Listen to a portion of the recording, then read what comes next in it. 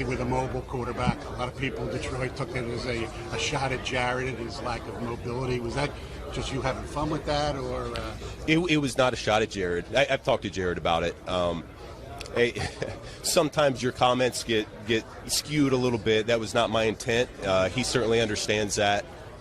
It was more directed towards Caleb and what he brings to the table. Is it strange at all? You were like, I wouldn't use the word God, but beloved of Detroit, and now all of a sudden you're the enemy, so to speak. A lot of people are... Here's what I'll say is I have gone back and forth. My family still lives in Detroit right now, and everybody I've seen face to face has been super supportive and very respectful. And so I certainly appreciate that, and so does my family.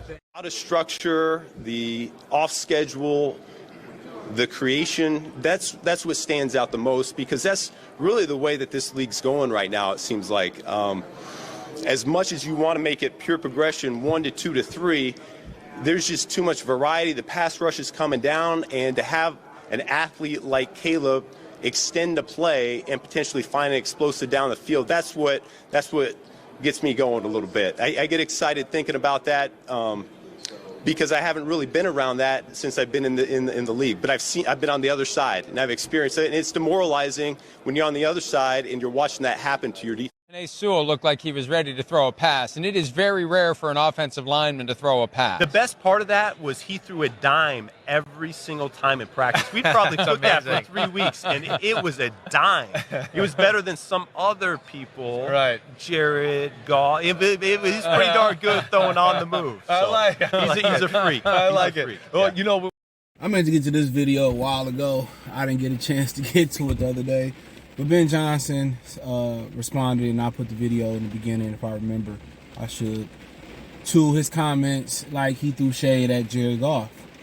And when he said it was finally nice to have a mobile quarterback, and, you know, Goff is kind of taking shots at Goff. Now, he addressed that part of it, right? He also made some comments that he didn't address about, I'm pretty sure him and Goff talked about it because he said they talked, about Penei Sewell throwing the better ball, right? Like I said before, if y'all got to talk to clear something up, he meant what he meant, he said what he said. He talked about Goff arm, he talked about Goff mobility. What more else do you need to know? What else more do you need to know? Like, okay, we got to talk to hash. No, you've been feeling that type of way. First thing you do, you get a camera and a microphone, you take a shot at me? Out of all the things you could have joked and said, you took a shot at me on multiple occasions. Okay. I ain't even cool with you no more, to be real. Because the one thing about it is, when you have a separation with somebody, let's say you and a friend, I don't know, y'all have an argument and y'all fall out, right? Like most times the fence can be mended, right? But if they go out there saying some stuff about you, like soon as they get mad, they say some stuff to your face, or you was never my friend for real, I really didn't fuck with you like that, I just, they start saying shit like that, that was an enemy the whole time. And you'll understand, like, when you start to see people, or they felt that way at the same time, right? And you will see guys out there at restaurants eating by themselves, peaceful. And when you younger, you don't understand. I swear to God, you don't really. Like, man, I'm nigga lonely. I had that money, that good job, I had some hope. Like, you don't get it. But the more and more, especially in this generation, where poverty is low, poverty is always going to tell you, when money is funny and the economy is funny, it's always going to show you people morality. I'm telling you, it's always going to show people true colors. When the PPP loan came out, people started stealing money. That showed you their character. Now they got to pay the piper now. That showed you what type of character they were. Money get funny, they get meaner. You know what I'm saying? They start doing crimes. They start doing little licks and shit like that. I'm telling you, the poverty line is always gonna run parallel to how people really is. If they nice in poverty as you are nice when you in wealth, God is gonna bless you. Real talk. I'm telling you, that it's a direct correlation with poverty and really who people really is. It tells you who people really are. So he the nicest person when he got his money up, or she got him up. When she hits some financial bitch, He a whole ass nigga. You know how it goes. So, like I said before, when you break up with somebody or y'all have a little issue in a bump in y'all relationship, what they say is critical. People don't even know. If y'all split up and everything is kosher, you don't badmouth that person, they don't badmouth you, one day them fences can be mended. But once you go out there bad, I really didn't care for that nigga, and oh man, he had this going on and he was sick, and and you start listing off the shit you did for somebody out the blue, it's like, I'm telling you, that money and that breaking up with somebody, or how they had a breakup and he went to Chicago, he get to run in his mouth about Goff. That let you know what it is right there. If I'm Goff, he was never for me. He never wanted me to be his quarterback. And that might be hence why they took Hendon Hooker. You think they didn't run that by Ben Johnson first?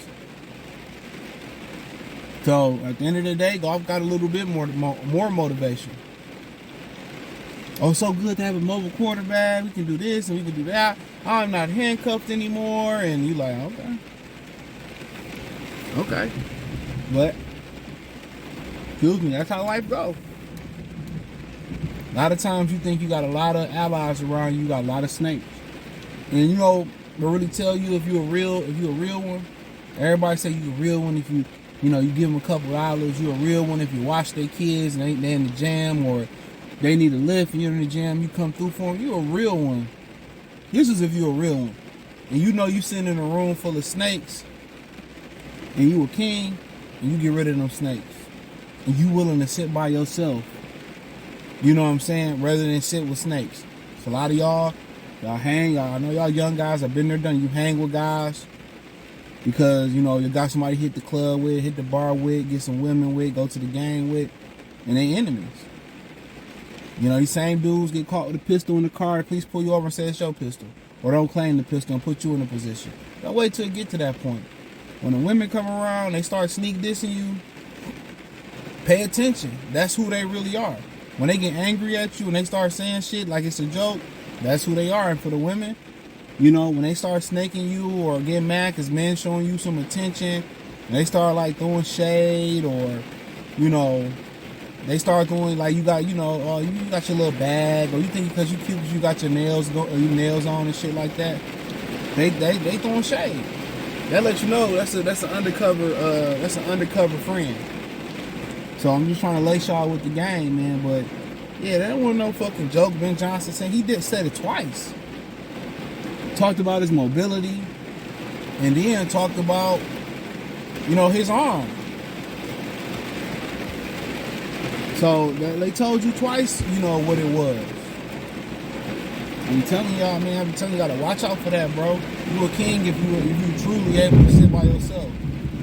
Right like a motherfucker. A lot of people sit with snakes. They sit with enemies because they scared to be alone. Ain't nothing wrong with being alone. Ain't nothing wrong with standing on business. You know what I'm saying? That's the most confident type of individual. But yeah, I ain't really care for his meaning or his apology. Man, fuck out of here, dude. You know what you said. And I just let you know, kind of in the beginning, we kind of thought that Dan Campbell really didn't want him. Brad and Dan do a great job of acting like they're on the same page, but I could tell a couple times they weren't on the same page. With Goff, I don't think they was on the same page.